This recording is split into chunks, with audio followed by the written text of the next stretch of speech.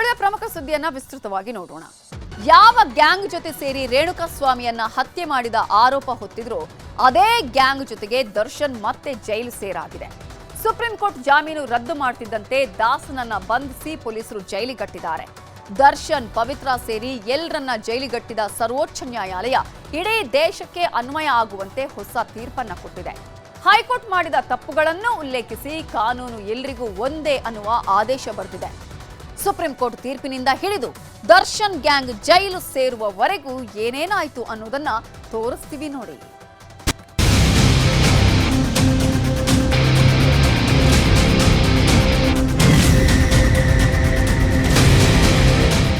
ದರ್ಶನ್ ಪ್ರಕರಣದಲ್ಲಿ ಇವತ್ತು supreme court ಆದೇಶ ಪ್ರಕಟಿಸೋದಾಗಿ ಮುಹೂರ್ತ ನಿಗದಿ ಮಾಡಿತ್ತು. ಹೀಗಾಗಿ ದರ್ಶನ್ ಅಭಿಮಾನಿಗಳು, ದರ್ಶನ್ ಕುಟುಂಬದವರು, ಸಿನಿಮಾ ರಂಗದವರೆಲ್ಲ ಏನ್ ಆದೇಶ ಬರುತ್ತೆ ಅಂತ ಕಾಯ್ತಿದ್ರು. ದರ್ಶನ್ ಗತಿಗೇನಾಗತ್ತೆ? ದರ್ಶನ್ ಮತ್ತೆ ಜೈಲಿಗೆ ಹೋಗ್ತಾರ? ಪವಿತ್ರ ಗೌಡ ಜೊತೆ ಉಳಿದವರ ಭವಿಷ್ಯ ಏನಾಗತ್ತೆ ಅಂತ ಇವತ್ತು ಇಡೀ ದೇಶವೇ ಕಾಯ್ತಿತ್ತು. ಅದೇ ಕ್ಷಣದಲ್ಲಿ ಸುಪ್ರೀಂ ಕೋರ್ಟ್ನ ದ್ವಿಸದಸ್ಯ ಪೀಠ ದರ್ಶನ್ ಮತ್ತು ಉಳಿದ 7 ಆರೋಪಿಗಳ ಜಾಮೀನು ರದ್ದುಗೊಳಿಸಲಾಗಿದೆ ಅನ್ನೋ ತೀರ್ಪು ಹೊರಬಿತ್ತು. ಪಾಪಿ ಸಮುದ್ರಕ್ಕೆ ಹೋದ್ರು ಮೊಣಕಾಲುದ್ದ ನೀರು ಅನ್ನೋ ಹಾಗೆ ದರ್ಶನ್ ಮಾಡಿದ ಪಾಪದ ಮೂಟೆ ಹೆಗಲೇರಿತ್ತು. ಯಾವ ದೇವರು ದರ್ಶನ್ ಪವಿತ್ರಾಳ ತಲೆ ಕಾಯಲ್ಲ. ನಂಬಿದವರು ಕೂಡ ನೆರಳಾಗಿ ನಿಲ್ಲಲ್ಲ. ಪೂಜೆ ಪುನಸ್ಕಾರ ಮಾಡಿಸಿದ್ರು ಅಷ್ಟೇ, ಹೋಮ ಹವನ ಹಾಕಿಸಿದ್ರು ಅಷ್ಟೇ. ಪಾಪಕ್ಕೆ ತಕ್ಕ ಪ್ರತಿಫಲ ಅನುಭವಿಸಲೇಬೇಕು ಅನ್ನೋದು ಇದಕ್ಕೆ. ಈಗ ದರ್ಶನ್ ಹಾಗೂ ಪವಿತ್ರ ಗೌಡ ವಿಷಯದಲ್ಲಿ ಆಗ್ತಿರೋದು ಇದೇನೆ. ಬೇಲ್ ಭವಿಷ್ಯ ಏನಾಗುತ್ತೋ ಅಂತ ದೇವರ ಮೊರೆ ಹೋದವರಿಗೆ ಸುಪ್ರೀಂ ಕೋರ್ಟ್ ಕೊಟ್ಟ ಆದೇಶ ಆರೋಪಿಗಳ ಎದೆ ನಡುಗಿಸಿದೆ. ರೇಣುಕಾಸ್ವಾಮಿ ಕೊಲೆ ಕೇಸ್ನಲ್ಲಿ ದರ್ಶನ್ ಅಂಡ್ ಗ್ಯಾಂಗ್ನ ಜಾಮೀನನ್ನ ಈಗಲೇ ರದ್ದುಗೊಳಿಸಲಾಗಿದೆ ಅಂತ ಸುಪ್ರೀಂ ಕೋರ್ಟ್ ಆದೇಶ ಹೊರಡಿಸಿದೆ. ಹೈಕೋರ್ಟ್ ನೀಡಿರುವ ಎಲ್ಲಾ ಜಾಮೀನು ಆದೇಶ ರದ್ದಾಗಿದೆ. ಆರೋಪಿಗಳು ವಿಚಾರಣಾ ಕೋರ್ಟ್ಗೆ ತಕ್ಷಣ ಶರಣಾಗಬೇಕು. ಸೆಲೆಬ್ರಿಟಿ ಅಂತ ಸಿಂಪತಿ ತೋರಿಸಿ ಕೇಸ್ ನಿರ್ಧರಿಸಲು ಆಗಲ್ಲ. ಈ ಪ್ರಕರಣದಲ್ಲಿ ಜೈಲಿನ ಆಸ್ಪತ್ರೆ ವೈದ್ಯರುಗಳ ಮೇಲೂ ಅಪನಂಬಿಕೆ ತರಿಸಿದೆ. ಜಾಮೀನು ನೀಡೋದು ಸ್ವಾತಂತ್ರ್ಯಕ್ಕಾಗಿ ಅಲ್ಲ, ಸದ್ಗುಣಗಳ ಜೋಡಣೆಗೆ. ಅದನ್ನೇ ಆರೋಪಿಗಳು ಮರೆತಿದ್ದಾರೆ. ಆರೋಪಿಗಳಿಂದ ಇಲ್ಲಿ ಜಾಮೀನು ದುರುಪಯೋಗವೇ ಆಗಿದೆ. ಎಷ್ಟೇ ಪ್ರಭಾವಿಯಾದರೂ ಕಾನೂನು ಎಲ್ಲರಿಗೂ ಒಂದೇ. ಪ್ರಭಾವಿಗಳಾದ್ರೂ ಕಾನೂನಿಗಿಂತ ಯಾರೂ ಮೇಲಲ್ಲ. ಆರೋಪಿ ಯಾರೇ ಆಗಿರ್ಲಿ, ಎಷ್ಟೇ ಪ್ರಭಾವಿಯಾಗಿರಲಿ, ದೊಡ್ಡವನಿರಲಿ ಚಿಕ್ಕವನಾಗಿರಲಿ, ಕಾನೂನಿಗಿಂತ ಮೇಲಲ್ಲ. ಎಲ್ಲರೂ ಸಮಾನರು ಅನ್ನತ್ತೆ ಸಂವಿಧಾನದ 14ನೇ ವಿಧಿ ಅಂತ ಸುಪ್ರೀಂ ಕೋರ್ಟ್ ತೀರ್ಪು ಕೊಟ್ಟೇ ಬಿಡ್ತು. ರೇಣುಕಾಸ್ವಾಮಿ ಕೊಲೆ ಕೇಸ್ನಲ್ಲಿ ಹೈಕೋರ್ಟ್ ನೀಡಿದ ಜಾಮೀನನ್ನು ಸುಪ್ರೀಂ ಕೋರ್ಟ್ ರದ್ದು ಮಾಡ್ತಿದ್ದಂತೆ ಪೊಲೀಸರು ಅಲರ್ಟ್ ಆದ್ರು. ಎಲ್ಲ ಆರೋಪಿಗಳನ್ನು ವಶಕ್ಕೆ ಪಡೆಯಲು ಅಣಿಯಾದ್ರು. ಮೊದಲು ಪವಿತ್ರ ಗೌಡರನ್ನ ಪೊಲೀಸರು ಬಂಧಿಸಿದ್ರು. ರಾಜರಾಜೇಶ್ವರಿ ನಗರದ ಮನೆಯಲ್ಲಿ ಪವಿತ್ರ ಗೌಡ ಟಿಪ್ ಟಾಪ್ ಆಗಿ ಚಂದನದ ಗೊಂಬೆಯಂತೆ ಕೆಂಪು ಉಡುಗೆ ತೊಟ್ಟು ಎಲ್ಲಿಗೋ ಹೋಗಲು ರೆಡಿಯಾಗಿದ್ರು. ಅಷ್ಟರಲ್ಲೇ ಅನ್ನಪೂರ್ಣೇಶ್ವರಿ ನಗರ ಪೊಲೀಸರು ಪವಿತ್ರ ಗೌಡ ಮನೆಗೆ ಬಂದ್ರು. ಸುಪ್ರೀಂ ಕೋರ್ಟ್ ಬೇಲ್ ರದ್ದು ಮಾಡಿದೆ, ಬನ್ನಿ ಅಂತ ನಾಜೂಕಾಗಿ ಜೀಪು ಹತ್ತಿಸಿಕೊಂಡು ಅನ್ನಪೂರ್ಣೇಶ್ವರಿ ಪೊಲೀಸ್ ಠಾಣೆಗೆ ಕರ್ಕೊಂಡು ಬಂದ್ರು.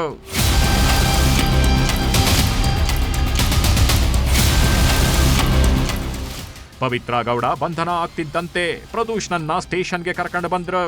ದರ್ಶನ್ ಆಪ್ತ ನಾಗರಾಜ್ ತಾನೇ ಬಂದು ಪೊಲೀಸರಿಗೆ ಶರಣಾದ.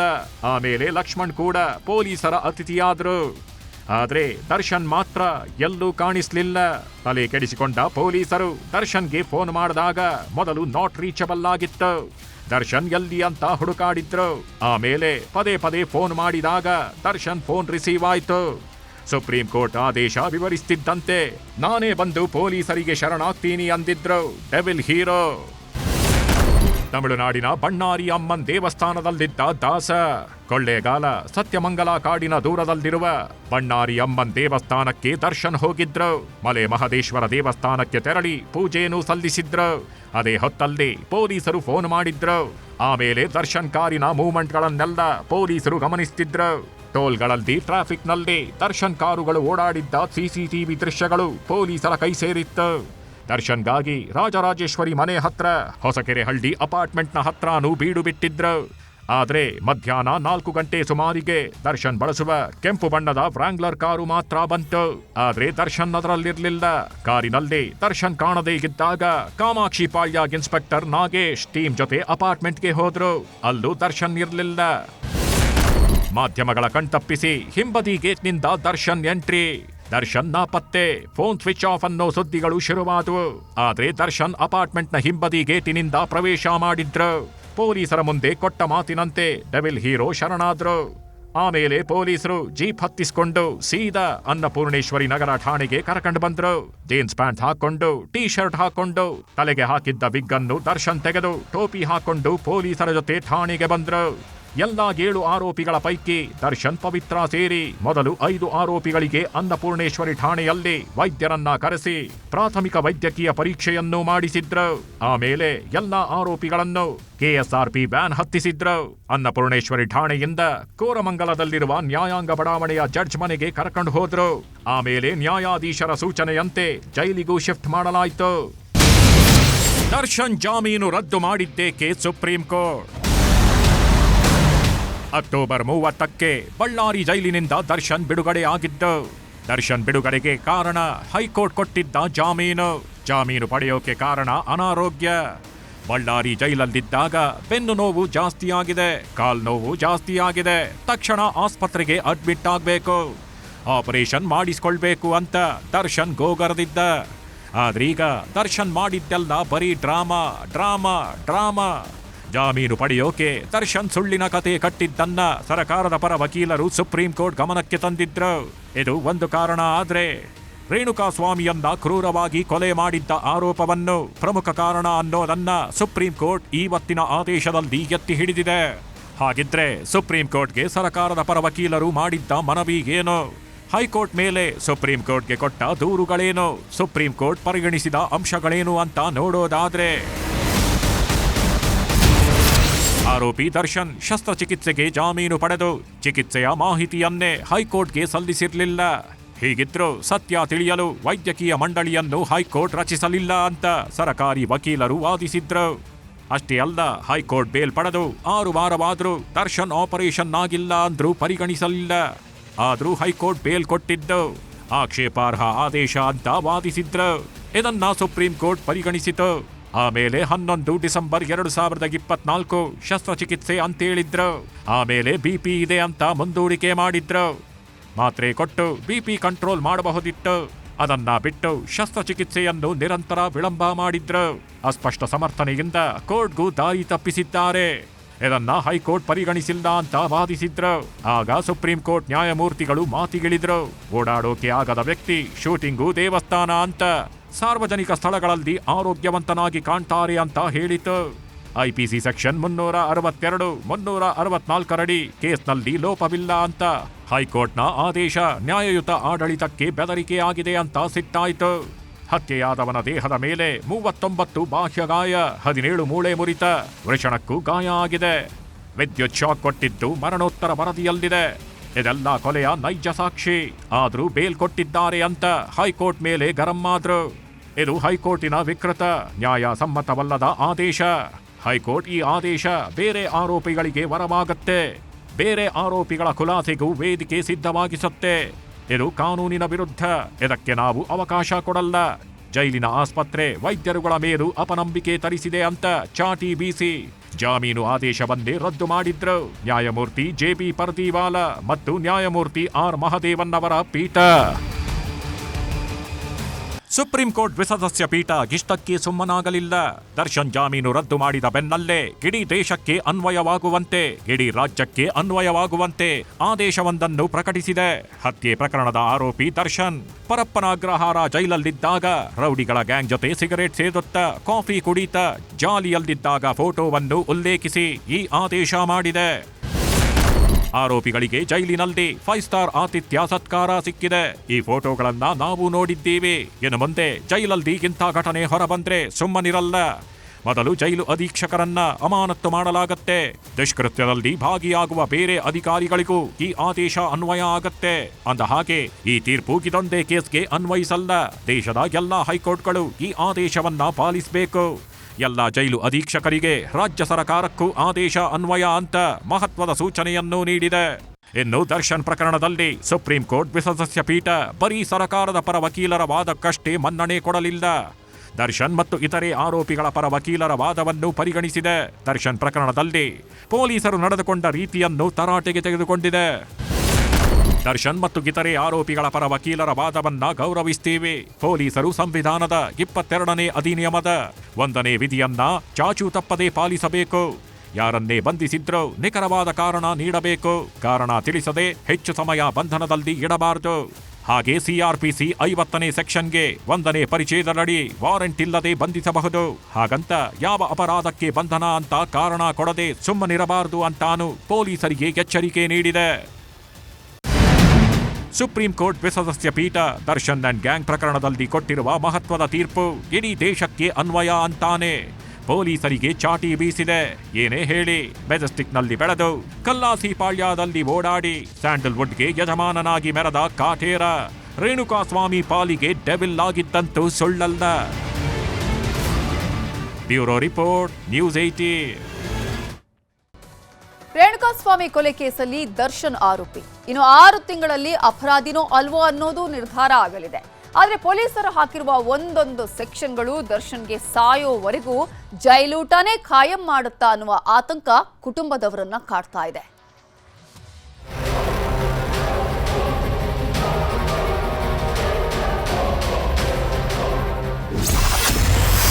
ಜಾಮೀನು ರದ್ದಾಯಿತು. ದರ್ಶನ್ಗೆ ದಾರಿ ಏನಿದೆ?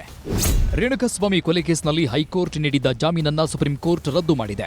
ಆ ಬಳಿಕ ಎಲ್ಲ ಆರೋಪಿಗಳನ್ನ ವಶಕ್ಕೆ ಪಡೆದಿರುವ ಅನ್ನಪೂರ್ಣೇಶ್ವರಿ ನಗರ ಪೊಲೀಸರು ನ್ಯಾಯಾಧೀಶರ ಎದುರು ಹಾಜರುಪಡಿಸಿ ಪರಪ್ಪನ ಅಗ್ರಹಾರಕ್ಕೆ ರವಾನೆ ಮಾಡಿದ್ದಾರೆ. ಈಗ ಮುಂದಿನ 6 ತಿಂಗಳ ಕಾಲ ಜಾಮೀನು ಅರ್ಜಿ ಸಲ್ಲಿಕೆಗೆ ಅವಕಾಶವಿಲ್ಲ ಎನ್ನಲಾಗ್ತಿದೆ. ಒಂದು ವೇಳೆ ಸುಪ್ರೀಂ ಕೋರ್ಟ್ನ 3 ಸದಸ್ಯ ಪೀಠಕ್ಕೆ ಅರ್ಜಿ ಹಾಕಿದ್ರೂ ಕೋರ್ಟ್ ಮಾನ್ಯ ಮಾಡುವ ಸಾಧ್ಯತೆ ಬಹುತೇಕ ಅನುಮಾನ.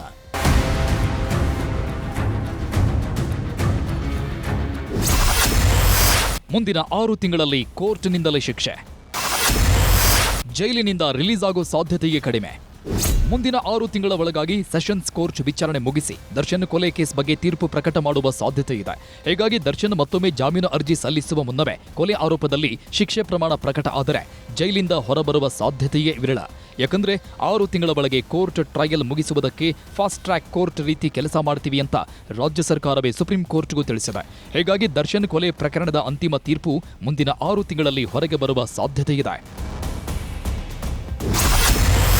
ದಾಸನ ಮೇಲಿರುವ ಸೆಕ್ಷನ್ಗಳೆಷ್ಟು, ಶಿಕ್ಷೆ ಏನಾಗುತ್ತೆ? ರೇಣುಕಾಸ್ವಾಮಿ ಕೊಲೆ ಪ್ರಕರಣದಲ್ಲಿ ಪೊಲೀಸರು ಚಾರ್ಜ್ ಶೀಟ್ ಸಲ್ಲಿಸಿದ್ದಾರೆ. ಇದರಲ್ಲಿ ದರ್ಶನ್, ಪವಿತ್ರಗೌಡ ಸೇರಿದಂತೆ ಆರೋಪಿಗಳ ಮೇಲೆ ಹಾಕಿರುವ ಕೇಸ್ಗಳು ಒಂದಕ್ಕಿಂತ ಒಂದು ಭಯಾನಕ, ಒಂದಕ್ಕಿಂತ ಒಂದು ಕಠಿಣ ಶಿಕ್ಷೆ ನೀಡುವ ಪ್ರಕರಣಗಳೇ. ಐಪಿಸಿ ಸೆಕ್ಷನ್ 302 ಹಿಂಸೆ, ಹಲ್ಲೆ ನಡೆಸಿ ಕೊಲೆ ಮಾಡುವುದು. ಈ ಸೆಕ್ಷನ್ಗಳು ಸಾಬೀತಾದ್ರೆ ಆರೋಪಿಗಳಿಗೆ ಜೀವಾವಧಿ ಶಿಕ್ಷೆ, ದಂಡ ಅಥವಾ ಎರಡೂ ಆಗಬಹುದು. ಐಪಿಸಿ ಸೆಕ್ಷನ್ 201 ಕೃತ್ಯ ಮುಚ್ಚಿಡಲು ಸಾಕ್ಷ್ಯ ನಾಶ, ತಪ್ಪು ಮಾಹಿತಿ ನೀಡಿದ ಆರೋಪಗಳಿವೆ. ಈ ಪ್ರಕರಣ ಸಾಬೀತಾದ್ರೆ 7 ವರ್ಷದವರೆಗೆ ಜೈಲು, ದಂಡ ಅಥವಾ ಎರಡೂ ಆಗಬಹುದು. ಐಪಿಸಿ ಸೆಕ್ಷನ್ 364 ಅಡಿ ಹತ್ಯೆ ಉದ್ದೇಶಕ್ಕೆ ಅಪಹರಣ ಮಾಡಿದ್ದು ಅಂತ ಹಾಕಿದ್ದಾರೆ. ಈ ಸೆಕ್ಷನ್ ಪ್ರೂವ್ ಆದ್ರೆ 2 ರಿಂದ 10 ವರ್ಷ ಅಥವಾ ಜೀವಾವಧಿ ಶಿಕ್ಷೆ ಗ್ಯಾರಂಟಿ. ಐಪಿಸಿ ಸೆಕ್ಷನ್ 384 ಹಲ್ಲೆ ನಡೆಸಿ ವ್ಯಕ್ತಿಯ ಸುಲಿಗೆ ಮಾಡಿದ್ದು 3 ವರ್ಷದವರೆಗೆ ಜೈಲು, ದಂಡ ಎರಡೂ ಆಗಬಹುದು. ಐಪಿಸಿ ಸೆಕ್ಷನ್ 120B ಅಡಿ ಅಪರಾಧ ಕೃತ್ಯಗಳಿಗೆ ಸಂಚು ರೂಪಿಸಿದ್ದ ಪ್ರಕರಣವಿದ್ದು 6 ತಿಂಗಳು ಜೈಲು, ದಂಡ ಅಥವಾ ಎರಡೂ ಆಗಬಹುದು. ಐಪಿಸಿ ಸೆಕ್ಷನ್ 355 ಅಡಿ ಉದ್ದೇಶಪೂರ್ವಕವಾಗಿ ಹಲ್ಲೆ, ಅವಮಾನ ಮಾಡಿದ್ದ ಕೇಸ್ ಇದ್ದು ಸಾಬೀತಾದ್ರೆ 2 ವರ್ಷದವರೆಗೆ ಜೈಲು, ದಂಡ ಅಥವಾ ಎರಡೂ ಫಿಕ್ಸ್.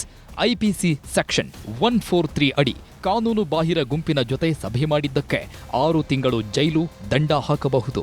ಐಪಿಸಿ ಸೆಕ್ಷನ್ 147 ಅಡಿ ಸಾರ್ವಜನಿಕರ ಶಾಂತಿಗೆ ಭಂಗ ತರುವುದು ಸಾಬೀತಾದ್ರೆ 2 ವರ್ಷದವರೆಗೆ ಜೈಲು, ದಂಡ ಅಥವಾ ಎರಡೂ ಆಗುತ್ತೆ. ಐಪಿಸಿ ಸೆಕ್ಷನ್ 148 ಅಡಿ ಗಲಭೆಗೆ ಮಾರಣಾಂತಿಕ ಆಯುಧ ಬಳಕೆ ಕೇಸ್ಗಳಿದ್ದು 3 ವರ್ಷದವರೆಗೆ ಜೈಲು, ದಂಡ ಹಾಕಬಹುದು. ಐಪಿಸಿ ಸೆಕ್ಷನ್ 149 ಅಡಿ 5ಕ್ಕಿಂತ ಹೆಚ್ಚು ಜನ ಸಭೆ ನಡೆಸಿದ್ದು, ಅಪರಾಧ ಕೃತ್ಯದಲ್ಲಿ ಭಾಗವಹಿಸಿದ್ದು. ಐಪಿಸಿ ಸೆಕ್ಷನ್ 34 ಅಡಿ ಒಂದೇ ಅಪರಾಧಕ್ಕೆ ಎಲ್ಲರೂ ಹೊಣೆಗಾರರನ್ನಾಗಿ ಮಾಡಲಾಗಿದ್ದು. ಐಪಿಸಿ 302 ಅನ್ವಯ ಗುಂಪು ಸೇರಿ ಕೊಲೆಯೂ ಸೇರುತ್ತೆ. ಇಷ್ಟು ಸೆಕ್ಷನ್ಗಳು ಸಾಬೀತಾದ್ರೆ ಆರೋಪಿಗಳೆಲ್ಲ ಸಾಯೋವರೆಗೂ ಜೈಲಲ್ಲೇ ಇರಬೇಕಾಗತ್ತೆ. ದರ್ಶನ್ ಬಂಧನ ಆದಾಗ ದಯಾನಂದ್ ಕಮಿಷನರ್. ಈಗ ಅದೇ ದಯಾನಂದ್ ಕಾರಾಗೃಹ ಇಲಾಖೆ ಮುಖ್ಯಸ್ಥ. ಅಂದು ದರ್ಶನ್ ಅರೆಸ್ಟ್ ಆಗುವಾಗ ಬೆಂಗಳೂರು ಕಮಿಷನರ್ ಆಗಿದ್ದ ಬಿ ದಯಾನಂದ್ ಇದೀಗ ಕಾರಾಗೃಹ ಡಿಜಿ ಆಗಿ ಕಾರ್ಯನಿರ್ವಹಣೆ ಮಾಡ್ತಿದ್ದಾರೆ. ಈಗಾಗಲೇ ಸುಪ್ರೀಂ ಕೋರ್ಟ್ ಕೂಡ ಜೈಲಿನಲ್ಲಿ ಆಗಿರುವ ಲೋಪಗಳು ಹಾಗೂ ಐಷಾರಾಮಿ ವ್ಯವಸ್ಥೆಯನ್ನ 5 ಸ್ಟಾರ್ ವ್ಯವಸ್ಥೆ ಎಂದು ಉಲ್ಲೇಖಿಸಿದೆ. ಜೊತೆಗೆ ಜೈಲು ಅಧಿಕಾರಿಗಳ ವಿರುದ್ಧ ಕ್ರಮದ ಅವಶ್ಯಕತೆ ಬಗ್ಗೆಯೂ ಹೇಳಿದೆ. ಹೀಗಾಗಿ ಜೈಲು ಅಧಿಕಾರಿಗಳ ಜೊತೆಗೆ ಸಭೆ ನಡೆಸಿರುವ ದಯಾನಂದ್ ಜೈಲಿನಲ್ಲಿ ಯಾವುದೇ ಸೌಲಭ್ಯ ನೀಡದಂತೆ ನಿರ್ದೇಶನ ನೀಡಿದ್ದಾರೆ. ಸಾಮಾನ್ಯ ಕೈದಿಗೆ ನೀಡುವಂತೆ ಬ್ಯಾರಕ್ ವ್ಯವಸ್ಥೆ ಮಾಡಬೇಕು ಎಂದು ತಿಳಿಸಿದ್ದಾರೆ.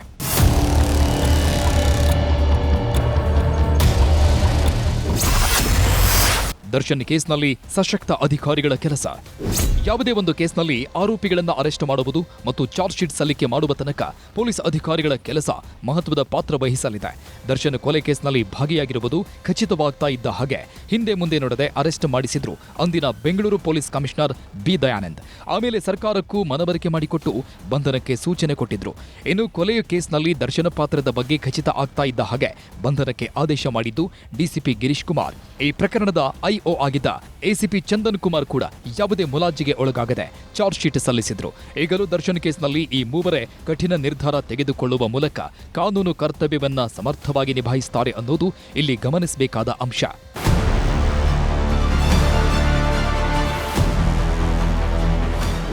ಏನೇ ಆಗ್ಲಿ, ಈ ಜನ್ಮದಲ್ಲಿ ಮಾಡಿದ ಪಾಪ ಪುಣ್ಯ ಈ ಜನ್ಮದಲ್ಲಿ ಅನುಭವಿಸಬೇಕು ಅಂತ ದೊಡ್ಡವರು ಹೇಳ್ತಿದ್ರು. ಈಗ ದರ್ಶನ್ ಪವಿತ್ರಗೌಡ ಪ್ರಕರಣದಲ್ಲೂ ನಿಜವಾಗ್ತಿದೆ. ರೇಣುಕಸ್ವಾಮಿ ಅನ್ನೋ ವ್ಯಕ್ತಿ ಯಾರಂತಾನೆ ಗೊತ್ತಿರಲಿಲ್ಲ. ಅಂಥ ವ್ಯಕ್ತಿಯಿಂದ ಪ್ರಖ್ಯಾತನಾಗಿದ್ದ ದರ್ಶನ್ ಈಗ ಕುಖ್ಯಾತನಾಗಿ ಕಂಬಿ ಹಿಂದೆ ಹೋಗಾಯ್ತು. ಇದು ಹಣೆ ಬರಹ ಅನ್ಬೇಕೋ ಗ್ರಹಚಾರ ಅನ್ಬೇಕೋ ಒಂದು ಗೊತ್ತಾಗ್ತಿಲ್ಲ. ಆದ್ರೆ ಮಾಡದ ತಪ್ಪಿಗೆ ದರ್ಶನ್ ಪತ್ನಿ ವಿಜಯಲಕ್ಷ್ಮಿ ಮತ್ತು ದರ್ಶನ್ ಕುಟುಂಬ ಕಣ್ಣೀರು ಹಾಕ್ತಿದೆಯಲ್ಲ ಅನ್ನೋದೇ ನೋವಿನ ಸಂಗತಿ. Bureau report, news 18. ಧರ್ಮಸ್ಥಳದ ಬುರುಡೆ ರಹಸ್ಯಕ್ಕೆ ಪೂರ್ಣ ವಿರಾಮ ಬೀಳುವ ಹಾಗೆ ಕಾಣ್ತಿಲ್ಲ. ಯಾಕಂದ್ರೆ 17 ಸ್ಪಾಟ್ ಹುಡುಕಿದ್ರೂ ಮೂಳೆ ಮರ್ಮ ಮಾತ್ರ ಬಿಚ್ಕೊಳ್ತಿಲ್ಲ. ಇವತ್ತು ಅನಾಮಿಕ ತೋರಿಸಿದ ಜಾಗದಲ್ಲಿ ಎಸ್ಐಟಿ ಹುಡುಕಾಟ ನಡೆಸಿದ್ರೂ ಸಿಕ್ಕಿದ್ದು ಬರೀ ಮಣ್ಣು ಮಾತ್ರ.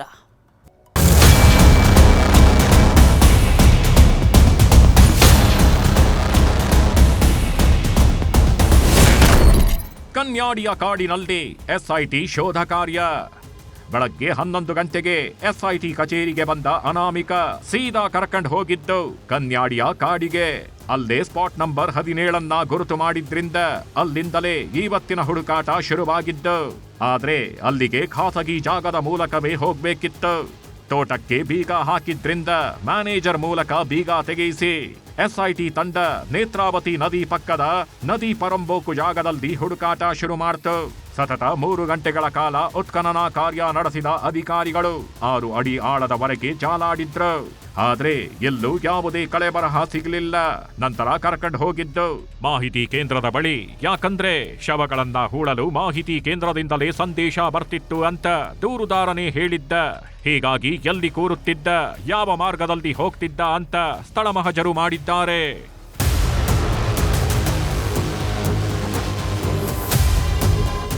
ಧರ್ಮಸ್ಥಳದಲ್ಲಿ ಮೂಲೆ ಮೂಲೆ ಜಾಲಾಡಿದ್ರು, ಸಣ್ಣದೊಂದು ಮೂಳೆ ಪೀಸ್ ಸಿಕ್ತಿಲ್ಲ. ಈ ಬಗ್ಗೆ ಪ್ರತಿಕ್ರಿಯಿಸಿದ ಡಿಸಿಎಂ ಡಿಕೆ ಶಿವಕುಮಾರ್, ಈ ಪ್ರಕರಣದಲ್ಲಿ ದೊಡ್ಡ ಷಡ್ಯಂತ್ರ ನಡೆದಿದೆ. 100 ವರ್ಷದಿಂದ ಬಂದ ಪರಂಪರೆ ಹಾಳು ಮಾಡೋದಕ್ಕೆ ಹೊರಟಿದ್ದಾರೆ.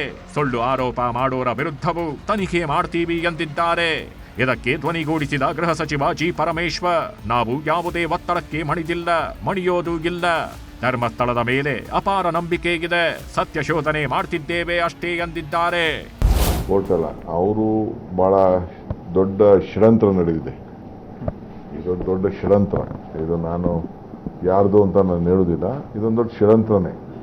ವೆಲ್ ಪ್ಲ್ಯಾನ್ಡ್ ಸ್ಟ್ರಾಟಜಿ ಮಾಡಿ ಅವ್ರ ಮೇಲೆ ಕಪ್ಪು ಚುಕ್ಕಿ ತರಬೇಕು ಅಂತ ಹೇಳಿ ಪ್ರಯತ್ನ ನಡೀತಾ ಇದೆ. ಈಗ ನಮ್ದೆಲ್ಲ ನಂಬಿಕೆ ಇದೆ. ನಾವು ಧಾರ್ಮಿಕ ಇಲಾಖೆನ, ದತ್ತಿ ಇಲಾಖೆನ ನಾವೇ ಸರ್ಕಾರ ನಡೆಸ್ತಾ ಇದ್ದೀವಿ. ಅಂತಿಮಗೊಳಿಸ್ತಕ್ಕಂಥದ್ದು ಅಥವಾ ಮುಂದಿನ ದಿನದಲ್ಲಿ ಏನು ಡೆವಲಪ್ಮೆಂಟ್ ಎಲ್ಲ ಆಗುತ್ತೆ ಅದನ್ನು ನೋಡಿಕೊಂಡು ತೀರ್ಮಾನ ಮಾಡ್ತೀವಿ. ಇದಕ್ಕೆ ನಾವು ಕಾಲಮಿತಿಯನ್ನು ನಿಗದಿ ಮಾಡಿರಲಿಲ್ಲ. 1 ತಿಂಗಳಲ್ಲೇ ಆಗಬೇಕು, 15 ದಿವಸದಲ್ಲಿ ಆಗಬೇಕು ಅಂತ ಆ ರೀತಿ ಇಲ್ಲ. ಅಲ್ಲಿ ಸಾಕ್ಷ್ಯಾಧಾರಗಳು ಬಂದಂಥ ಸಂದರ್ಭದಲ್ಲಿ ಅದನ್ನು ಪರಿಶೀಲನೆ ಮಾಡಬೇಕು ಅನ್ನೋ ಕಾರಣಕ್ಕೆ ಅವರು ಹೇಳಿದಂತೆಯೇ ನಾವು ಮಾಡಿದ್ದೇವೆ. ಒಟ್ನಲ್ಲಿ ಧರ್ಮಸ್ಥಳ ಪ್ರಕರಣಕ್ಕೆ ದಿನಕ್ಕೊಂದು ಟ್ವಿಸ್ಟ್ ಸಿಗ್ತಿದ್ದು ರಾಜಕೀಯ ಕದನವು ಜೋರಾಗ್ತಿದೆ. ಮಂಜುನಾಥ್ ಜೊತೆ ಕಿಶನ್ ಶೆಟ್ಟಿ, ನ್ಯೂಸ್ 18 ಧರ್ಮಸ್ಥಳ. 79ನೇ ಸ್ವಾತಂತ್ರ್ಯ ದಿನಾಚರಣೆಗೆ ಇಡೀ ದೇಶವೇ ಸನ್ನದ್ಧವಾಗಿದೆ. ನಾಳೆ ಬೆಳಗ್ಗೆ 7:30ಕ್ಕೆ ಪ್ರಧಾನಿ ಮೋದಿ ದೆಹಲಿಯಲ್ಲಿ ಧ್ವಜಾರೋಹಣ ಮಾಡ್ತಾರೆ. ಆಮೇಲೆ ಬೆಂಗಳೂರಿನ ಮಾಣಿಕ್ ಷಾ ಮೈದಾನದಲ್ಲಿ ಸಿಎಂ ಸಿದ್ದರಾಮಯ್ಯ ಧ್ವಜಾರೋಹಣ ನೆರವೇರಿಸುತ್ತಾರೆ. ಹೇಗಿದೆ 79ನೇ ತ್ರಿವರ್ಣ ಹಬ್ಬದ ಸಿದ್ಧತೆ ಅನ್ನೋದನ್ನ ತೋರಿಸ್ತೀವಿ ನೋಡಿ. ನಾಳೆ 79ನೇ ಸ್ವಾತಂತ್ರ್ಯೋತ್ಸವದ ಆಚರಣೆಗೆ ಇಡೀ ರಾಷ್ಟ್ರವೇ ತುದಿಗಾಲಲ್ಲಿ ಕಾಯ್ತಿದೆ. ದೆಹಲಿಯ ಕೆಂಪು ಕೋಟೆಯಲ್ಲೂ ಸ್ವಾತಂತ್ರ್ಯೋತ್ಸವ ಆಚರಣೆಗೆ ಸಕಲ ಸಿದ್ಧತೆ ಮಾಡಿಕೊಂಡಿದೆ. ರಾಷ್ಟ್ರ ಧ್ವಜಗಳ ಮಧ್ಯೆ ಜಗಮಗಿಸುತ್ತಿದ್ದು ತಾಲೀಮು ಕೂಡ ಜೋರಾಗಿದೆ. ಯಾವುದೇ ಅಹಿತಕರ ಘಟನೆ ನಡೆಯದಂತೆ ಕಟ್ಟುನಿಟ್ಟಿನ ಕ್ರಮ ಕೈಗೊಳ್ಳಲಾಗಿದೆ.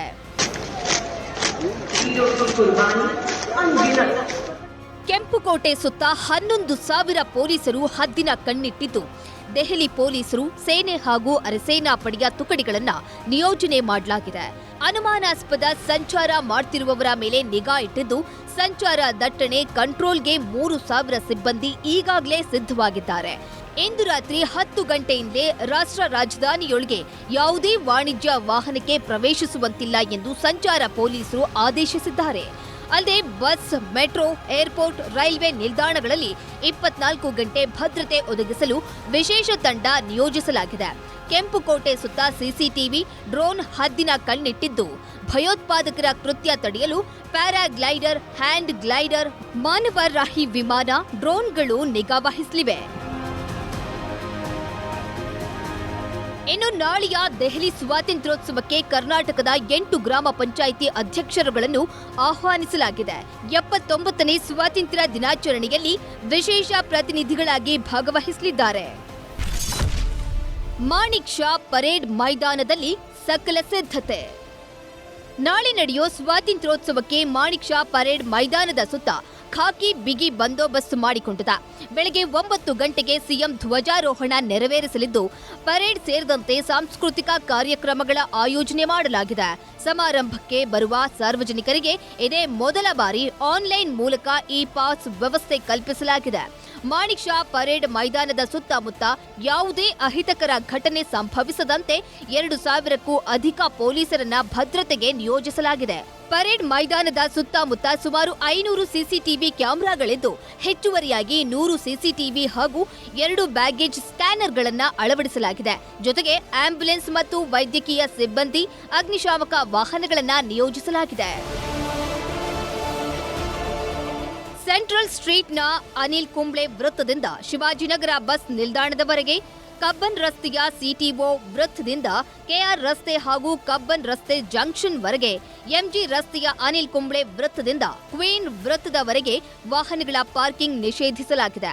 ಒಟ್ಟಾರೆ ನಾಳೆ ಸ್ವಾತಂತ್ರ್ಯೋತ್ಸವ ಸಂಭ್ರಮಕ್ಕೆ ಸಕಲ ಸಿದ್ಧತೆ ಮಾಡಿಕೊಂಡಿದ್ದು, ನಾಳೆ ದೇಶಾದ್ಯಂತ ರಾಷ್ಟ್ರ ಧ್ವಜ ರಾರಾಜಿಸಲಿವೆ. Bureau report, news 18.